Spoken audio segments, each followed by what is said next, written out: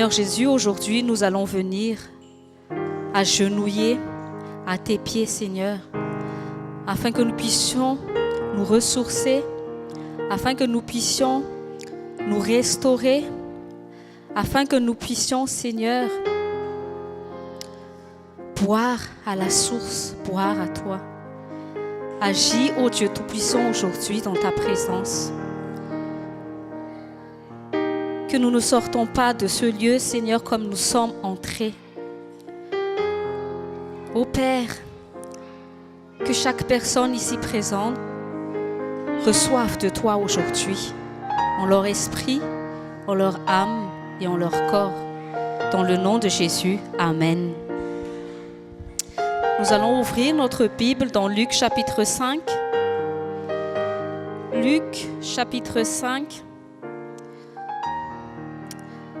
versets 30 à 32. Luc chapitre 5, versets 30 à 32, dans le nom de Jésus. Mais leurs scribes et pharisiens murmuraient contre ses disciples, disant : Pourquoi mangez-vous et buvez-vous avec des publicains et des pécheurs ? Et Jésus répondant leur dit : Ceux qui sont bien portants n'ont pas besoin de médecins, mais bien ceux qui sont malades. Je ne suis pas venu appeler les hommes droits à la repentance, mais les pécheurs. Amen. Vous savez, qu'importe notre état de santé biologique, nous avons tous été malades devant Dieu. En fait, qu'est-ce que c'est que la maladie ? La maladie, c'est un état qui n'était pas l'état que Dieu nous a créé. Quand Dieu a créé l'homme, il n'y avait pas de maladie. Et en fait, la maladie, aux yeux de Dieu, c'est un état qui est étranger à la manière comment il nous a créés originellement. Et la maladie, tout mot, toute maladie est entrée dans le monde à cause du péché. Donc, la vraie maladie de l'humanité, c'est le péché. Dis à ton voisin, le péché est une maladie. Et Jésus a dit qu'il est venu, il est ce médecin, le seul médecin qui peut nous guérir de cette maladie que le péché a apportée. Je ne sais pas comment tu es aujourd'hui. Qu'est-ce que tu as fait hier ? Qu'est-ce qui s'est passé dans la semaine ? Aux yeux de Dieu, nous sommes tous comme ces publicains, ces pécheurs. Et les scribes et les pharisiens ont voulu critiquer Jésus. Pourquoi tu es en contact avec les scribes et les pharisiens ? Dis à ton voisin, toi et moi, nous sommes comme les scribes et les pharisiens. Avant d'être nés de nouveau, nous avons tous été dans une mauvaise vie. C'est vrai ça.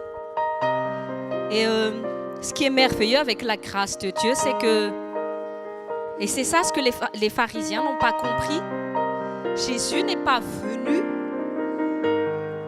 pour les justes, parce qu'il n'y a pas de justes. Et c'était ça, et c'était la grande maladie des pharisiens. Les pharisiens pensaient qu'ils étaient bien, que Dieu est venu pour les biens. Mais personne n'est bien sur terre. Et une des plus grandes maladies chez les chrétiens, c'est le déni. C'est quoi le déni ? C'est de croire que tout ce que je fais est bien, tout ce que je dis est bien, et tout le mal, c'est vers les autres, mais pas moi. Ça, c'est un des symptômes du grand péché. C'est de ne pas reconnaître sa maladie. Mais aujourd'hui, Jésus a dit que c'est pour nous qu'il est venu. Dis à ton voisin, c'est pour toi qu'il est venu. Et dis-lui encore, Jésus est venu pour te guérir. Nous avons tous un passé. Nous avons tous fait des choses dont nous ne sommes pas fiers. Mais Jésus a dit, tant que vous m'acceptez comme votre médecin, si vous acceptiez que je vous guérisse, c'est ça l'important pour Dieu. En fait, Dieu se fout de ce que tu as fait hier. qu'importe la grandeur du péché, en fait, Dieu, quand il voit un péché, les péchés, c'est toujours pareil. C'est nous, les hommes, qui quand on voit quelqu'un, il avait ça avant, c'était une prostituée avant, Des fois, on a envie d'être juste à la page de Dieu, comme, comment ça, Dieu l'a pardonné? Celui-là est devenu pasteur, celui-là est devenu ministre de Dieu. Comment ça? Moi, j'ai fait moins de péchés que lui. Comment? Des fois, on veut, des fois, on pense qu'on mérite quelque chose dans le royaume de Dieu. Dis à la personne à côté de toi, tu ne mérites rien du tout. Tu as juste mérité la grâce. Et je crois qu'il est essentiel, il est très important en tant que chrétien de connaître la grâce de Dieu. Et cette semaine, c'est ce que le Saint-Esprit a révélé à mon mari et moi. Il a dit, apprenez à regarder les gens avec les yeux de la grâce. Parfois, quand nous sommes habitués à être des chrétiens, on tombe facilement dans cet état d'esprit de scribe et de pharisien. Des fois, on pense que ça fait longtemps que je sers le Seigneur, ça fait longtemps que je porte la parole, ça fait longtemps que j'ai un statut. Et des fois, on méprise les païens. Des fois, quand on regarde les défauts des gens, des fois, on se met à les juger. Mais pour Dieu, tu sais pas ce qui se passait dans les cœurs des personnes, parce que ces personnes-là, une fois qu'ils viennent à la croix, comme ça s'est passé avec le délinquant qui était à la droite de Jésus, à la croix, juste, il lui a fallu quelques minutes pour se repentir à Jésus à la croix, et Jésus a dit, maintenant même, tu iras au ciel avec moi. Donc pour Dieu, des fois, il y a des chrétiens aussi qui refusent d'être guéris parce qu'ils transportent toujours leur culpabilité. Ils servent le Seigneur, mais ils transportent encore leur passé avec eux. Et ils n'arrivent pas à avancer complètement. Et il y a aussi les regards des autres chrétiens qui sont encore dans cette mentalité de pharisiens, qui cherchent à toujours te faire rappeler ce que tu as fait avant, ce que tu as été avant. Et ton identité en Christ est toujours mise à l'épreuve.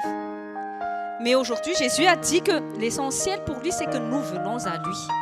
Ce qui est passé, et que une fois, le Seigneur m'avait dit, chaque fois que tu te repentes vers moi, c'est un nouveau départ que tu commences avec moi. Et j'ai dit au Seigneur, ça veut dire quoi un nouveau départ? Il a dit, pour moi, quand tu te repentes, c'est comme tu n'avais jamais rien fait à mes yeux. C'est les hommes qui te font rappeler ce que tu as fait avant, mais toi, quand tu te repentes, Dieu dit, moi, je ne me souviens pas, ne me parle pas de ça, moi, j'ai déjà oublié de quoi tu parles. Quand tu te repentes, c'est un nouveau départ, il dit, moi, j'ai un plan pour toi, on va avancer ensemble. Et c'est ça, je crois, la puissance de la guérison, de la croix. C'est être libre. Quand tu te repens, sois libre. Ne transporte pas ton passé de pécheur. Ne le mène pas. Jésus a dit, je t'ai guéri de ce péché-là. Tu es une nouvelle personne. Avance avec moi. Arrête de te regarder dans ton passé et aussi arrête de regarder ton frère ou ta sœur de son passé aussi. Et je crois qu'il y a une vision spirituelle qui doit être aussi guérie dans l'école de guérison. Ce n'est pas seulement notre corps qui a besoin de guérison. Mais en fait, ce qui a le plus besoin de guérison, c'est notre âme. Et c'est comme ça que la maladie corporelle aussi est arrivée. C'est à cause du péché de l'âme. Il y a tellement de maladies qui seraient guéries si nous acceptons d'être guéris, restaurés dans notre âme. Et aujourd'hui, le Saint-Esprit veut nous dire qu'il veut nous guérir sur notre vision spirituelle. Comment nous regardons nos frères et sœurs? Comment nous regardons les païens? Dieu a dit, nous n'avons pas le droit de juger, qu'importe les péchés des gens.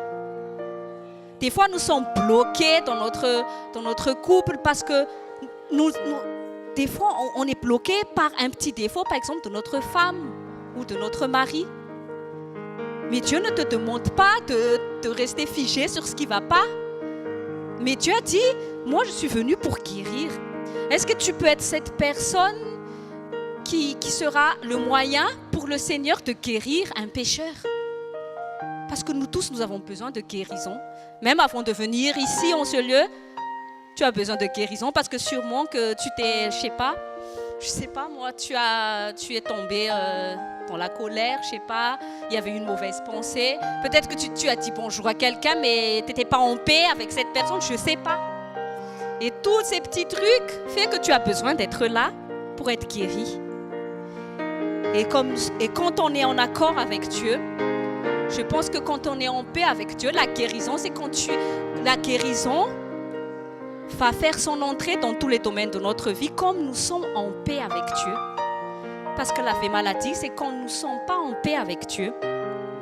Et le Seigneur nous a demandé de nous refocaliser sur ce que c'est la grâce de Dieu. Parfois, nous sommes durs avec nous-mêmes. Oui, même avec nous-mêmes. Parfois, on se dit, j'y arrive pas. Je n'ai pas arrivé aujourd'hui, je vais me condamner, donc laisse tomber.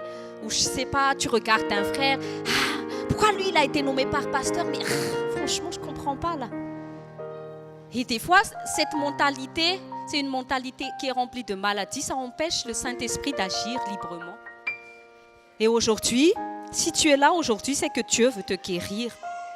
Et quand Jésus dit, je suis venu guérir les malades, qu'importe. C'est pour ça que je vous dis toujours, quand on a encore la grâce d'avoir aujourd'hui, si tu as encore pu ouvrir les yeux, rends grâce à Dieu. C'est le plus grand des miracles, c'est d'avoir un aujourd'hui. Parce que quand tu rencontres le Seigneur aujourd'hui, quand tu reçois la parole de Dieu aujourd'hui, c'est qu'il veut te guérir, c'est qu'il veut te restaurer et c'est qu'il veut faire quelque chose avec toi. Amen. Et avant de finir, j'aimerais qu'on regarde aussi dans Exode chapitre 15, verset 26. Exode chapitre 15, verset 26.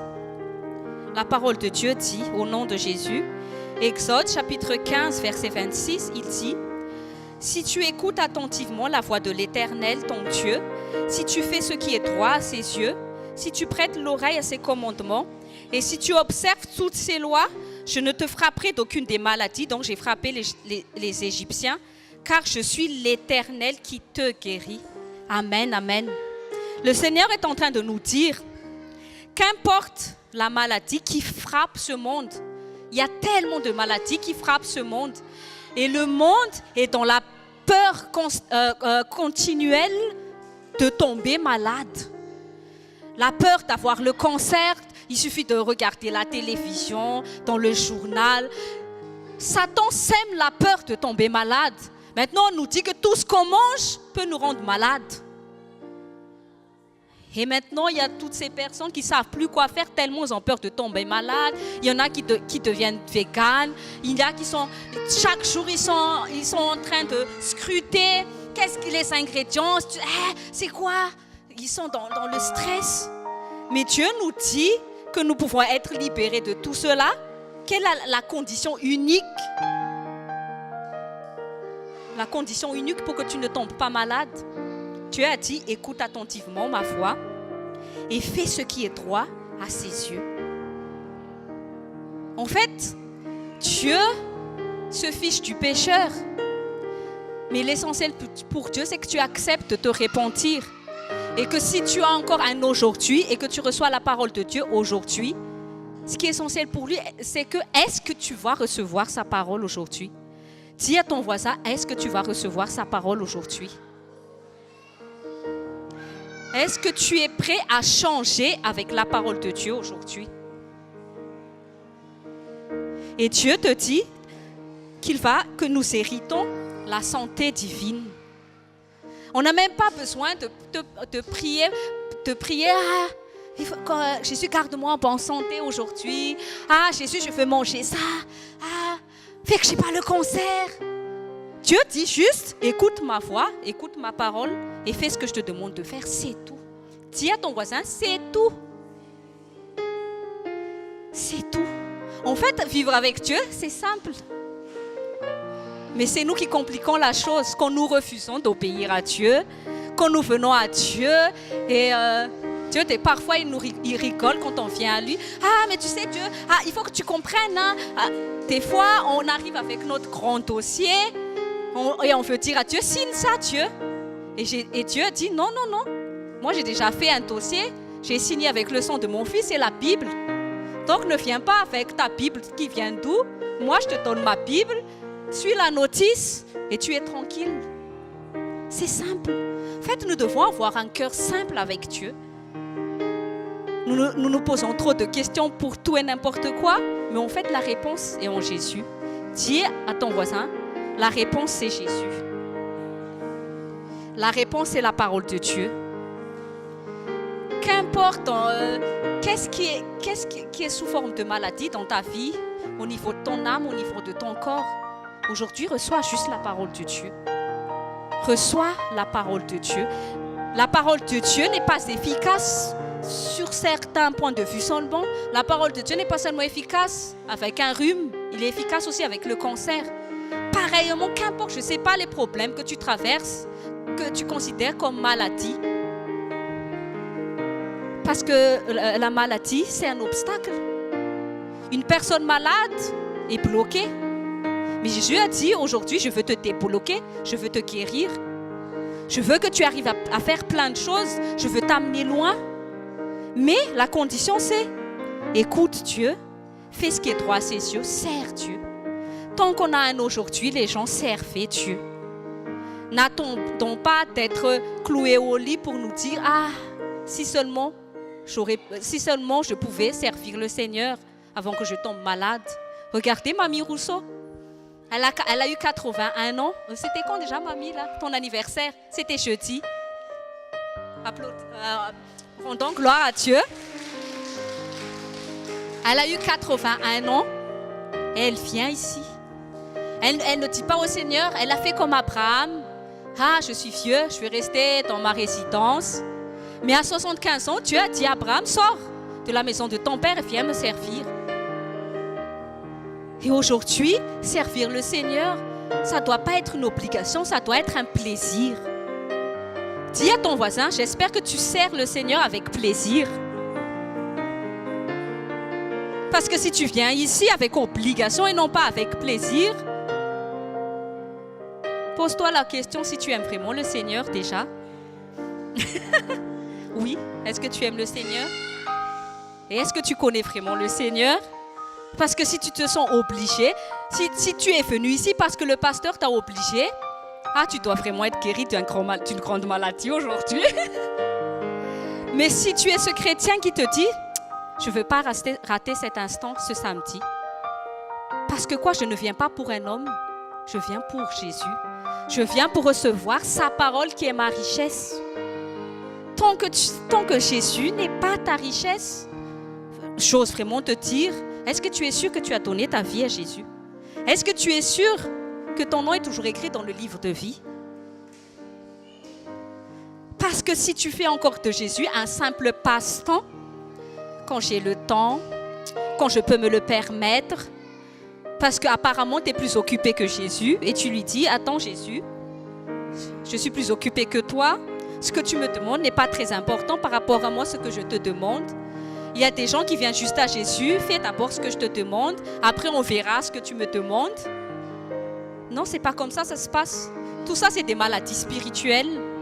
Tout ça, c'est la question se pose, est-ce que tu as rencontré le Seigneur personnellement? Parce qu'on ne peut pas vivre une vraie vie chrétienne sans d'abord rencontrer le Seigneur. C'est pour ça qu'il y a beaucoup de gens qui se disent chrétiens, mais ce ne sont que des scribes et des pharisiens.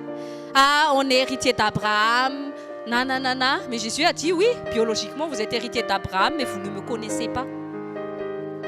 Et ce que le Seigneur cherche, c'est que nous le connaissions. Nous allons nous lever. Nous allons remercier le Seigneur parce que il nous donne encore ce aujourd'hui pour nous guérir. Et quand Dieu nous guérit, parce que derrière la maladie, il y a la mort. Et quand Dieu te guérit, non seulement il t'épargne la mort biologique, mais il t'épargne aussi la mort éternelle, qui est l'enfer. Mais sois reconnaissant aujourd'hui. Je veux que nous prenions vraiment conscience de l'opportunité, du privilège de la grâce de Dieu dans notre vie parce que nous avons encore aujourd'hui. Arrêtons de murmurer sur les choses que nous n'avons pas. Arrêtons de murmurer toujours. Quand on a l'impression d'être toujours ces personnes à plaindre. Mais tant qu'il y a encore aujourd'hui les gens, ce Jésus médecin te dit, je veux te guérir. Et le premier pas pour entrer dans la guérison, c'est arrêter de renier vos péchés. Arrêtez de dire que vous faites bien, que les autres sont toujours les problèmes. Arrêtez de dire ça. Et arrêtez de dire aussi que vous n'allez jamais arriver à rien. Tout ça, c'est parce que nous passons notre temps à écouter le diable au lieu d'écouter la parole de Dieu. Mais aujourd'hui, soyons reconnaissants. Oh Dieu, tu nous as gâtés. Pas parce qu'il a répondu à une prière, mais parce que Dieu a déjà répondu à une prière, il a donné son Fils pour nos péchés. Fermons les yeux et soyons reconnaissants. Père Saint, dans le nom de Jésus, nous te rendons grâce, Seigneur, pour la grandeur de ton amour envers nous, les pécheurs. Nous te rendons grâce, Seigneur, parce que tu es bon, parce que, effectivement, tu es riche en bonté et lent à la colère. Ô Père, tu as toutes les raisons du monde pour que tu sois en colère contre nous. Seigneur, combien de fois nous avons péché, combien de fois nous t'avons désobéi, mais tu nous as encore accordé ce jour, Seigneur, pour que nous puissions entendre ta parole afin que